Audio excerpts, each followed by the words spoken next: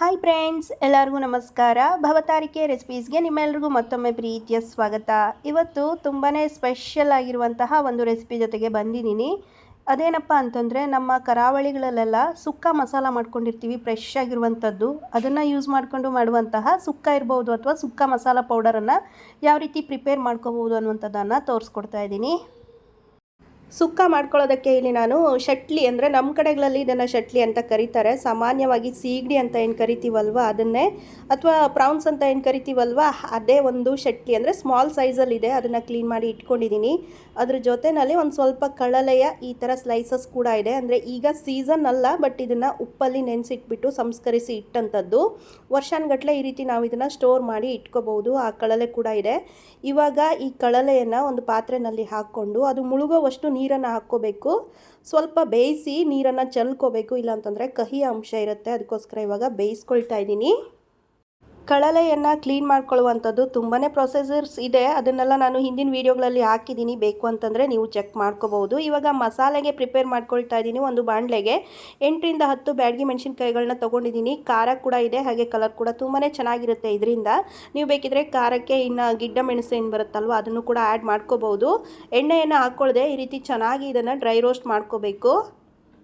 ಚೆನ್ನಾಗಿ ಕ್ರಿಸ್ಪಿ ಆಗೋವರೆಗೂ ಇದನ್ನು ಫ್ರೈ ಮಾಡ್ಕೊಂಡಿದ್ದಾದ ನಂತರ ಒಂದು ಪ್ಲೇಟ್ಗೆ ಎತ್ತಿಟ್ಕೊಳ್ತಾ ಇದ್ದೀನಿ. ನೆಕ್ಸ್ಟ್ ಅದೇ ಬಾಣಲೆಗೆ ಇವಾಗ ಇನ್ನುಳಿದಂತಹ ಮಸಾಲೆಯನ್ನು ಕೂಡ ಹಾಕ್ಕೊಂಡು ಡ್ರೈ ರೋಸ್ಟ್ ಮಾಡ್ಕೊಳ್ತಾ ಇದ್ದೀನಿ. ಅರ್ಧ ಇಂಚಿನಷ್ಟು ಚಕ್ಕೆ ಇದೆ, ಹಾಗೆಯೇ ಒಂದು 7ರಿಂದ 8 ಲವಂಗ ಕೂಡ ಇದೆ. ಇದನ್ನು ಕೂಡ ಈ ರೀತಿ ಮುರಿದು ಬಿಟ್ಟು ಸೇರಿಸ್ಕೊಳ್ತಾ ಇದ್ದೀನಿ. ಚೆನ್ನಾಗಿ ಫ್ರೈ ಮಾಡ್ಕೋಬೇಕು ಇವನ್ನೆಲ್ಲ. 7ರಿಂದ 8 ಕಾಳುಮೆಣಸನ್ನು ಕೂಡ ಸೇರಿಸ್ಕೊಂಡು ಚೆನ್ನಾಗಿ ಫ್ರೈ ಮಾಡ್ಕೊಳ್ತಾ ಇದ್ದೀನಿ. ಖಾರಕ್ಕೆ ಬೇಕಿದ್ರೆ ನೀವು ಇನ್ನೂ ಜಾಸ್ತಿ ಹಾಕ್ಕೋಬಹುದು. ಇವನ್ನೆಲ್ಲ ಡ್ರೈ ರೋಸ್ಟ್ ಮಾಡ್ಕೊಂಡಿದ್ದಾದ ನಂತರ ಉಳಿದಂತಹ ಮಸಾಲೆಗಳನ್ನ ಕೂಡ ಇದ್ರ ಜೊತೆಯಲ್ಲೇ ಫ್ರೈ ಮಾಡ್ಕೋಬೇಕಾಗತ್ತೆ.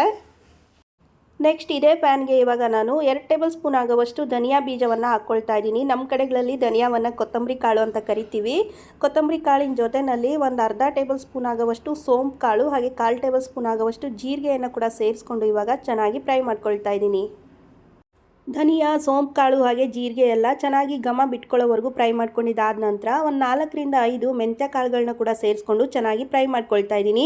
ಮೆಂತ್ಯ ಕಾಳುಗಳನ್ನ ಹಾಕ್ಕೊಳ್ಳೋದ್ರಿಂದ ದೇಹಕ್ಕೆ ತಂಪನ್ನು ಕೊಡುತ್ತೆ. ಈ ಸೀಗಡಿ ಇರ್ಬೋದು ಅಥವಾ ಕಳಲೆ ಏನಿದೆ ಅಲ್ವಾ, ಒಂದು ಸ್ವಲ್ಪ ಹೀಟ್ ಅಂತ ಹೇಳ್ತಾರೆ. ಸೊ ಬ್ಯಾಲೆನ್ಸ್ ಆಗೋದಕ್ಕೋಸ್ಕರ ಒಂದು ಸ್ವಲ್ಪ ಮೆಂತ್ಯವನ್ನು ಹಾಕ್ಕೊಂಡಿದ್ದೀನಿ. ನಂತರ ಇದಕ್ಕೆ ಒಂದು ಅರ್ಧ ಟೇಬಲ್ ಸ್ಪೂನ್ ಆಗುವಷ್ಟು ಫ್ರೆಶ್ ಆಗಿರುವಂತಹ ಗಸಗಸೆಯನ್ನು ಕೂಡ ಸೇರಿಸ್ಕೊಂಡು ಚೆನ್ನಾಗಿ ಫ್ರೈ ಮಾಡ್ಕೊಳ್ತಾ ಇದ್ದೀನಿ. ಫ್ರೈ ಮಾಡ್ಕೊಂಡಂತಹ ಮಸಾಲೆಯನ್ನೆಲ್ಲ ಒಟ್ಟಿಗೆ ಸೇರಿಸಿ ಇವಾಗ ಕಂಪ್ಲೀಟಾಗಿ ಇದನ್ನು ಆರೋದಕ್ಕೆ ಬಿಡಬೇಕಾಗತ್ತೆ.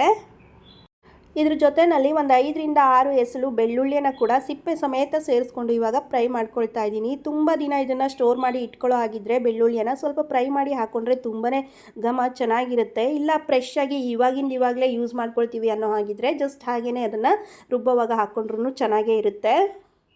ಫ್ರೈ ಮಾಡ್ಕೊಂಡಂತಹ ಮಸಾಲೆಗಳ ಜೊತೆಯಲ್ಲಿ ಒಂದು 2ರಿಂದ 3 ಏಲಕ್ಕಿ ಕಾಯಿಗಳನ್ನ ಕೂಡ ಸೇರಿಸಿ ಇಟ್ಕೊಳ್ತಾ ಇದ್ದೀನಿ. ಫ್ಲೇವರ್ ತುಂಬಾ ಚೆನ್ನಾಗಿರುತ್ತೆ ಏಲಕ್ಕಿ ಕಾಯಿಗಳನ್ನ ಹಾಕ್ಕೊಳ್ಳೋದ್ರಿಂದ. ಒಂದು ಕಡೆಯಲ್ಲಿ ಬೆಳ್ಳುಳ್ಳಿ ಫ್ರೈ ಆಗ್ತಾ ಇದೆ, ಹಾಗೆ ಇನ್ನೊಂದು ಕಡೆಯಲ್ಲಿ ಕಳಲೆಯನ್ನು ಬೇಯೋದಕ್ಕೆ ಏನು ಇಟ್ಟಿದ್ನಲ್ವ ಅದು ಕೂಡ ಇವಾಗ ಚೆನ್ನಾಗಿ ಬೆಂದಿದೆ. ಉಪ್ಪಲ್ಲಿ ನಾವು ನೆನೆಸಿಟ್ಟಿರ್ತೀವಲ್ವ, ಹಾಗೆ ಉಪ್ಪಿನಂಶ ಕೂಡ ಜಾಸ್ತಿನೇ ಇರುತ್ತೆ ಅದರಲ್ಲಿ. ಮತ್ತು ಕಳಲೆಯನ್ನು ಒಂದ್ಸಲ ಈ ರೀತಿ ಬೇಯಿಸಿಬಿಟ್ಟು ನೀರನ್ನು ಚೆಲ್ಕೊಳ್ಳೋದ್ರಿಂದ ಅದರಲ್ಲಿರುವಂತಹ ವಿಷದ ಅಂಶ ಏನಾದರೂ ಇತ್ತು ಅಂತಂದರೆ ಅವಾಯ್ಡ್ ಆಗುತ್ತೆ. ಆಲ್ಮೋಸ್ಟ್ ಇದನ್ನು ನೆನೆಸಿ ಇಟ್ಕೊಂಡಿರೋದ್ರಿಂದ ಆ ಪ್ರಾಬ್ಲಮ್ ಇರಲ್ಲ. ಆದರೂ ನಮ್ಮ ಸೇಫ್ಟಿಗೋಸ್ಕರ ಈ ರೀತಿ ನಾವು ಕುಕ್ಕಿಂಗಲ್ಲಿ ಮಾಡ್ಕೊಳ್ಳೋದು ತುಂಬಾ ಒಳ್ಳೆಯದು.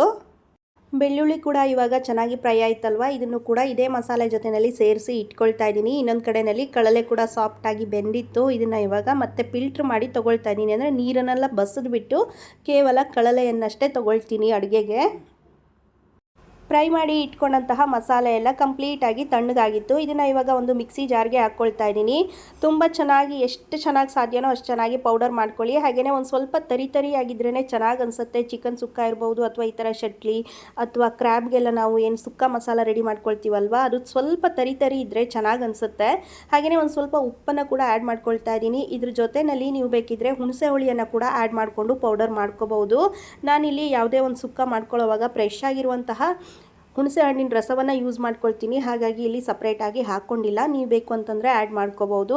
ನೋಡಿ ಇವಾಗ ಸುಕ್ಕ ಮಸಾಲ ರೆಡಿಯಾಗಿದೆ. ಒಂದು ಸ್ವಲ್ಪ ತರಿಯಾಗಿನೇ ಇಟ್ಕೊಂಡಿದ್ದೀನಿ. ನಿಮಗೆ ತರಿಯಾಗಿ ಇಷ್ಟ ಆಗಲ್ಲ ಅನ್ನೋ ಆಗಿದ್ರೆ ನೈಸಾಗಿ ಇದನ್ನು ಪುಡಿ ಮಾಡ್ಕೋಬೋದು. ನಾನಿಲ್ಲಿ ಈ ರೀತಿ ಪುಡಿ ಮಾಡಿ ಇಟ್ಕೊಂಡಿದ್ದೀನಿ. ಇದನ್ನು ಒಂದು ಮಂತ್ವರೆಗೂ ಬೇಕಾದರೂ ನೀವು ಸ್ಟೋರ್ ಮಾಡಿ ಇಟ್ಕೋಬೋದು. ಆರಾಮಾಗಿ ಇದನ್ನು ಯೂಸ್ ಮಾಡ್ಕೋಬಹುದು. ಅಥವಾ ವೆಜ್ ಪಲ್ಯಗಳೇನಾದರೂ ಮಾಡ್ಕೊಳ್ತಾ ಇದ್ದರೆ ಅದಕ್ಕೂ ಕೂಡ ಇದನ್ನು ಆ್ಯಡ್ ಮಾಡ್ಕೊಳ್ಬೋದು. ತುಂಬಾ ಚೆನ್ನಾಗಿರುತ್ತೆ. ಮಸಾಲೆಯನ್ನು ಹುರ್ಕೊಂಡಂತಹ ಪ್ಯಾನ್ ಏನಿತ್ತಲ್ವ ಅದಕ್ಕೆ ಇವಾಗ 2 ಟೇಬಲ್ ಸ್ಪೂನ್ ಆಗೋಷ್ಟು ಸನ್ಫ್ಲವರ್ ಆಯಿಲನ್ನು ಹಾಕ್ಕೊಂಡಿದ್ದೀನಿ. ತೆಂಗಿನೆಣ್ಣೆ ಯೂಸ್ ಮಾಡ್ಕೊಳ್ಳುವಂಥವ್ರು ತೆಂಗಿನೆಣ್ಣೆ ಕೂಡ ಯೂಸ್ ಮಾಡ್ಕೋಬಹುದು, ಅದು ಕೂಡ ತುಂಬಾ ಚೆನ್ನಾಗಿರುತ್ತೆ.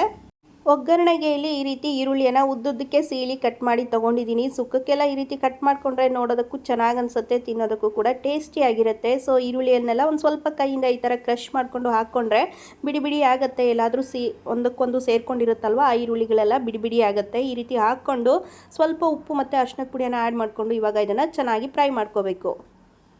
ಈರುಳ್ಳಿ ಎಲ್ಲ ಟ್ರಾನ್ಸ್ಪರೆಂಟ್ ಆಗ್ತಾ ಇದ್ದ ಹಾಗೆಯೇ ಇದಕ್ಕೆ ಒಂದೆರಡು ಹಸಿಮೆಣಸಿನ್ಕಾಯಿಗಳನ್ನ ಆ್ಯಡ್ ಮಾಡ್ಕೊಳ್ತಾ ಇದ್ದೀನಿ. ಟೇಸ್ಟ್ ಬ್ಯಾಲೆನ್ಸ್ ಆಗುತ್ತೆ, ಬೇಡ ಅಂತನೋರು ಸ್ಕಿಪ್ ಮಾಡ್ಕೋಬಹುದು. ಅದ್ರ ಜೊತೆಯಲ್ಲಿ ಒಂದು 8 ರಿಂದ 10 ಕರಿಬೇವಿನ ಎಲೆಗಳನ್ನ ಕೂಡ ಸೇರಿಸ್ಕೊಂಡಿದ್ದೀನಿ. ಫ್ಲೇವರ್ ತುಂಬಾ ಚೆನ್ನಾಗಿರುತ್ತೆ. ಈ ನಾನ್ ವೆಜ್ ಐಟಮ್ಸ್ಗೆಲ್ಲ ಕರಿಬೇವನ್ನು ಯೂಸ್ ಮಾಡಿಕೊಂಡ್ರೆ ಅದರಲ್ಲಿರುವಂತಹ ಬ್ಯಾಡ್ ಸ್ಮೆಲ್ ಏನಾದರೂ ಇತ್ತು ಅಂತಂದರೆ ಅವಾಯ್ಡ್ ಆಗುತ್ತೆ. ಇದೆಲ್ಲನೂ ಚೆನ್ನಾಗಿ ಫ್ರೈ ಆಗ್ತಾ ಇದ್ದ ಹಾಗೆಯೇ ಮೀಡಿಯಮ್ ಸೈಜ್ನ ಒಂದು ಟೊಮೆಟೊವನ್ನು ಕೂಡ ಇದಕ್ಕೆ ಆ್ಯಡ್ ಮಾಡ್ಕೊಳ್ತಾ ಇದ್ದೀನಿ. ಟೊಮೆಟೊವನ್ನು ಆ್ಯಡ್ ಮಾಡ್ಕೊಳ್ಳೋಕ್ಕಿಂತ ಮುಂಚೆ 1 ಟೇಬಲ್ ಸ್ಪೂನ್ ಆಗೋವಷ್ಟು ಶುಂಠಿ ಮತ್ತು ಬೆಳ್ಳುಳ್ಳಿ ಪೇಸ್ಟನ್ನು ಆ್ಯಡ್ ಮಾಡ್ಕೊಂಡಿದ್ದೆ. ಆ ವಿಡಿಯೋ ಕ್ಲಿಪ್ಪಿಂಗ್ ಯಾಕೋ ರೆಕಾರ್ಡ್ ಆಗಿಲ್ಲ ಅಂತ ಅನಿಸುತ್ತೆ. ಸೊ ನೀವು ಮಿಸ್ ಮಾಡ್ದಲ್ಲೇ ಆ್ಯಡ್ ಮಾಡ್ಕೊಳ್ಳಿ ಆಯಿತಾ. ಶುಂಠಿ ಮತ್ತು ಬೆಳ್ಳುಳ್ಳಿ ಪೇಸ್ಟಿನ ಹಸಿ ವಾಸನೆ ಹೋಗೋವರೆಗೂ ಫ್ರೈ ಮಾಡ್ಕೊಂಡಿದ್ದಾದ ನಂತರ ಟೊಮೆಟೊ ಕೂಡ ಹಾಕ್ಕೊಂಡು ಸಾಫ್ಟ್ ಆಗೋವರೆಗೂ ಇದನ್ನು ಫ್ರೈ ಮಾಡ್ಕೋಬೇಕು. ಇವಾಗ ಮೇನ್ ಇಂಪಾರ್ಟೆಂಟ್ ಅಂತಂದರೆ ಹಸಿ ಸೀಗಡಿಯನ್ನು ಕ್ಲೀನ್ ಮಾಡಿ ಏನು ಇಟ್ಕೊಂಡಿದ್ನಲ್ವ ಅದನ್ನು ಇದಕ್ಕೆ ಆ್ಯಡ್ ಮಾಡ್ಕೊಳ್ತಾ ಇದ್ದೀನಿ. ತುಂಬ ಬೇಗ ಬೇಯುತ್ತೆ, ತುಂಬ ಹೊತ್ತು ಏನು ಬೇಕಾಗಲ್ಲ. ಯಾವುದೇ ಫಿಶ್ ಇರ್ಬೋದು, ಸೀಗಡಿ ಈ ಥರದ್ದೆಲ್ಲ ಏನಿರುತ್ತಲ್ವ 1-2 ನಿಮಿಷಕ್ಕೆಲ್ಲ ಚೆನ್ನಾಗಿ ಸಾಫ್ಟ್ ಆಗಿಬಿಡುತ್ತೆ. ನೋಡಿ, ಇದು ಕಲರ್ ಕೂಡ ಚೇಂಜ್ ಆಗುತ್ತೆ. ಈ ರೀತಿ ನಾವು ಫ್ರೈ ಮಾಡ್ತಾ ಮಾಡ್ತಾ ಬೇಯ್ತಾ ಬರುತ್ತಲ್ವ, ವೈಟ್ ಇರುವಂತಹ ಈ ಸೀಗಡಿ ಏನಿದೆ ಅಲ್ವಾ ಕೆಂಪಗಾಗ್ತಾ ಬರುತ್ತೆ. ಫುಲ್ ಕಂಪ್ಲೀಟಾಗಿ ಅದರದ್ದು ಕಲರ್ ಚೇಂಜ್ ಆಗಿ ನೀರನ್ನೆಲ್ಲ ಬಿಟ್ಕೊಳ್ಳುತ್ತಲ್ವ, ಆ ಟೈಮಲ್ಲಿ ಅದು ಬೆಂದಿದೆ ಅಂತ 50 ಸೆಕೆಂಡ್ಸ್ವರೆಗೂ ಸೀಗಡಿಯನ್ನೆಲ್ಲ ಚೆನ್ನಾಗಿ ಫ್ರೈ ಮಾಡ್ಕೊಂಡಿದ್ದಾದ ನಂತರ ಲಿಡನ್ನು ಕ್ಲೋಸ್ ಮಾಡಿ ಇಟ್ಬಿಟ್ಟು ಇದನ್ನು ಬೇಯೋದಕ್ಕೆ ಬಿಡ್ತಾ ಇದ್ದೀನಿ. ಅದರಲ್ಲಿರುವಂತಹ ನೀರನ್ನೆಲ್ಲ ಬಿಟ್ಕೊಂಡು ಸಾಫ್ಟಾಗಿ ಬೇಯ್ತಾ ಬರುತ್ತೆ. ನೋಡಿ ಎಷ್ಟು ನೀರನ್ನು ಬಿಟ್ಕೊಂಡಿದೆ ಅಂತ. ಹಾಗೆಯೇ ಕಲರ್ ಕೂಡ ಚೇಂಜ್ ಆಗಿದೆ ಅಲ್ವಾ, ನೋಡಿ ಕೆಂಪಗಾಗ್ಬಿಟ್ಟಿದೆ ಎಲ್ಲ ಸೀಗಡಿನೂ. ಈ ನೀರೆಲ್ಲ ಇಂಗೋವರೆಗೂ ನಾವು ಇದನ್ನು ಚೆನ್ನಾಗಿ ಫ್ರೈ ಮಾಡ್ಕೋಬೇಕು. ಉಪ್ಪನ್ನು ಜಾಸ್ತಿ ಆ್ಯಡ್ ಮಾಡ್ಕೊಳ್ಳೋದಕ್ಕೆ ಹೋಗ್ತಾ ಇಲ್ಲ ನಾನಿಲ್ಲಿ, ಯಾಕೆಂದರೆ ಕಳಲೆಯನ್ನು ಏನು ಯೂಸ್ ಮಾಡಿದ್ದೀನಲ್ವ ಅದರಲ್ಲಿ ಉಪ್ಪಿನಂಶ ಇದೆ. ಅದನ್ನು ಸ್ಟೋರ್ ಮಾಡಿಟ್ಟಂತಹ ಕಳಲೆ ಆಗಿರೋದ್ರಿಂದ ಅದರಲ್ಲಿ ಉಪ್ಪಿನಂಶ ಇರುತ್ತಲ್ವ, ಹಾಗಾಗಿ ಸಪ್ರೇಟಾಗಿ ಮತ್ತೆ ನಾನು ಉಪ್ಪನ್ನು ಆ್ಯಡ್ ಮಾಡ್ಕೊಳ್ಳೋಕ್ಕೆ ಹೋಗಿಲ್ಲ. ನೋಡಿಕೊಂಡು ಮತ್ತೆ ಬೇಕಿದ್ರೆ ಆ್ಯಡ್ ಮಾಡ್ಕೋಬಹುದಲ್ವ, ಅದಕ್ಕೋಸ್ಕರ. ಸೀಗಡಿಯಲ್ಲಿ ಇರುವಂತಹ ನೀರೆಲ್ಲ ಇಂಗ್ತಾ ಬರುತ್ತಲ್ವ, ಈ ಟೈಮಲ್ಲಿ ನಾನು ರೆಡಿ ಮಾಡಿ ಇಟ್ಕೊಂಡಂತಹ ಮಸಾಲ ಪುಡಿಯನ್ನು ಇದಕ್ಕೆ ಆ್ಯಡ್ ಮಾಡ್ಕೊಳ್ತಾ ಇದ್ದೀನಿ. ಈ ಒಂದು ಮಸಾಲ ಪುಡಿಯನ್ನು ಚಿಕನ್ ಸುಕ್ಕಕ್ಕೂ ಕೂಡ ಯೂಸ್ ಮಾಡ್ಕೋಬಹುದು. ವೆಜಿಟೇಬಲ್ಸಲ್ಲಿ ಏನಾದರೂ ನಾವು ಪಲ್ಯ ಮಾಡ್ಕೊಳ್ತೀವಿ ಅಂತಂದರೆ ಅದಕ್ಕೂ ಕೂಡ ಯೂಸ್ ಮಾಡ್ಕೋಬಹುದು. ಸಖತ್ತಾಗಿರುತ್ತೆ. ನೋಡಿಕೊಂಡು ಹಾಕ್ಕೊಳ್ಳಿ, ಯಾಕೆಂದರೆ ಹೋಮ್ ಮೇಡ್ ಆಗಿರೋದ್ರಿಂದ ಖಾರ ಸ್ವಲ್ಪ ಕಡಿಮೆ ಇರುತ್ತಲ್ವ. ಈ ಬ್ಯಾಡಗಿ ಮೆಣಸಿನ್ಕಾಯಿ ಒಂದೇ ಯೂಸ್ ಮಾಡಿರೋದ್ರಿಂದ ಒಂದು ಸ್ವಲ್ಪ ಜಾಸ್ತಿನೇ ಹಾಕ್ಕೊಂಡಿದ್ದೀನಿ ನಾನು. ಇದನ್ನೆಲ್ಲ ಚೆನ್ನಾಗಿ ಮಿಕ್ಸ್ ಮಾಡಿಕೊಂಡು ಮಸಾಲೆ ಎಲ್ಲ ಎಳ್ಕೋಬೇಕು. ಹಾಗೆ ಅದರಲ್ಲಿರುವಂತಹ ನೀರೆಲ್ಲ ಕಂಪ್ಲೀಟಾಗಿ ಇಂಗಬೇಕು, ಅಲ್ಲಿವರೆಗೂ ಇದನ್ನು ನಾನು ಫ್ರೈ ಮಾಡ್ಕೊಳ್ತಾ ಇದ್ದೀನಿ. ಕೊನೆಯದಾಗಿ ಇವಾಗ ಬೇಯಿಸಿ ಇಟ್ಕೊಂಡಂತಹ ಕಳಲೆ ಇತ್ತಲ್ವ ಅದನ್ನು ಕೂಡ ಆ್ಯಡ್ ಮಾಡ್ಕೊಳ್ತಾ ಇದ್ದೀನಿ. ಕಳಲೆಯನ್ನು ಬೇಯಿಸ್ಕೊಂಡಿರೋದ್ರಿಂದ ತುಂಬ ಹೊತ್ತು ಇದನ್ನು ಬೇಯಿಸ್ಕೊಳ್ಳೋ ಅವಶ್ಯಕತೆ ಇರಲ್ಲ, ಜಸ್ಟ್ ಮಿಕ್ಸ್ ಮಾಡಿಕೊಂಡ್ರೆ ಸಾಕಾಗುತ್ತೆ. ಕಳಲೆ ಬಂದುಬಿಟ್ಟು ಮಳೆಗಾಲದಲ್ಲಿ ಸಿಗುವಂತಹ ವಿಶೇಷ ಖಾದ್ಯ ಇದು. ಸೊ ಈ ಟೈಮಲ್ಲಿ ಸ್ವಲ್ಪ ಹೀಟ್ ಆಗುತ್ತೆ, ಬಟ್ ಬಾಡಿಗೆ ಅಂದರೆ ಎಲ್ಲೋ ಅಪರೂಪಕ್ಕೆ ತಿನ್ಬೋದು ಅಷ್ಟೇ. ಬಟ್ ಡೈಲಿ ತಿನ್ನೋಕ್ಕಂತೂ ಆಗಲ್ಲ. ಈ ಸೀಸನಲ್ಲಿ ನಿಜವಾಗ್ಲೂ ಹೀಟ್ ಅಂತ ಅನಿಸುತ್ತೆ ಬಾಡಿಗೆ. ಸೊ ಬ್ಯಾಲೆನ್ಸಿಂಗ್ ಆಗಿ ರಾಗಿ ಗಂಜಿ ಅಥವಾ ಮೊಸರು ಮಜ್ಜಿಗೆ ಈ ಥರದಲ್ಲೆಲ್ಲ ಸೇವಿಸೋದ್ರಿಂದ ಕಂಟ್ರೋಲ್ ಮಾಡ್ಬೋದು. ಸೊ ಇವಾಗ ಇದನ್ನೆಲ್ಲ ಮಿಕ್ಸ್ ಮಾಡ್ಕೊಂಡಿದ್ದೀನಿ. ತುಂಬಾ ಚೆನ್ನಾಗಿ ಫ್ಲೇವರ್ ಬರ್ತಾ ಇದೆ. ಚೆನ್ನಾಗಿ ಮಿಕ್ಸ್ ಮಾಡ್ಕೊಂಡಿದ್ದಾದ ನಂತರ ಇವೆಲ್ಲನೂ ಮಸಾಲೆ ಜೊತೆಯಲ್ಲಿ ಸೆಟ್ ಆಗಬೇಕು. ಅದಕ್ಕೋಸ್ಕರ ಲಿಡನ್ನು ಕ್ಲೋಸ್ ಮಾಡಿ ಇಟ್ಬಿಟ್ಟು 1 ನಿಮಿಷಗಳ ಕಾಲ ಇದನ್ನು ಕುದಿಯೋದಕ್ಕೆ ಬಿಡ್ತೀನಿ, ಚೆನ್ನಾಗಿ ಸೆಟ್ ಆಗುತ್ತೆ. ನೋಡಿ, ಇವಾಗ ಓಪನ್ ಮಾಡ್ತಾ ಇದ್ದೀನಿ. ಎಷ್ಟು ಚೆನ್ನಾಗಿ ಕಲರ್ಫುಲ್ಲಾಗಿ ಕಾಣಿಸ್ತಾ ಇದೆ ಅಂತ. ನೀರೆಲ್ಲ ಕಂಪ್ಲೀಟಾಗಿ ಇಂಗ್ತಾ ಬಂದಿದೆ ಅಲ್ವಾ. ಈ ಟೈಮಲ್ಲಿ ಒಂದು ಸ್ವಲ್ಪ ಹಸಿ ತೆಂಗಿನಕಾಯಿ ತುರಿಯನ್ನು ಸೇರಿಸ್ಕೊಂಡ್ಬಿಟ್ರೆ ಸಖತ್ತಾಗಿರುತ್ತೆ.